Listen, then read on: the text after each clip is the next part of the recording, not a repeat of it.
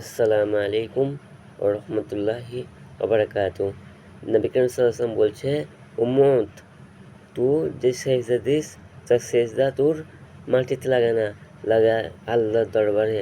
ভাইয়া আরও বলছে নবী করিম সাল্লাল্লাহু আলাইহি ওয়াসাল্লাম যে আল্লাহ বলছেন, আল্লাহ রাব্বুল আলামিন বলছেন, বান্দা তুই যখন সেজদা দিস, জিবরিল একজন ফেরেশতা যে জায়গায় যেতে পারে না, বান্দা তুই সেখানে চলে যাস, বান্দা তুই সেখানে চলে যাস। ভাইয়া তাই আমাদেরকেও আল্লাহকে সেজদা দিলে, আমরা যদি আল্লাহকে আল্লাহকে যদি সেজদা দিই, আমরা সে জায়গায় যেতে পারবো। এবং যদি মনোযোগ দিয়ে যদি নামাজটা পড়ি, আল্লাহ তো খুশি নেবে।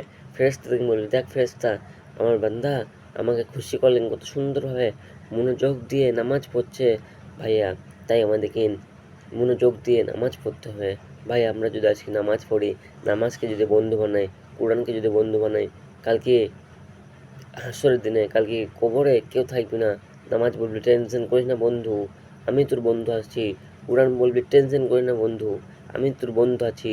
কেন না ভাইয়া, এই নামাজ রোজাই আমাদেরকে পার করবে, এই নামাজ কোরআনই আমাদেরকে পার করবে।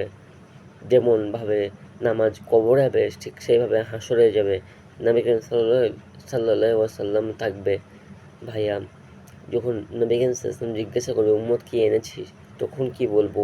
তখন যারা মুমিন ব্যক্তি, যারা ভালোবেসেছে নবীকে, কিচ্ছু আনতে পারেনি, নবীকে বলবে, নবীকেও কিচ্ছু আনতে পারিনি, কিন্তু আপনার জন্য ভালোবাসা এনেছি, ভালোবেসেছি নবী আপনাকে।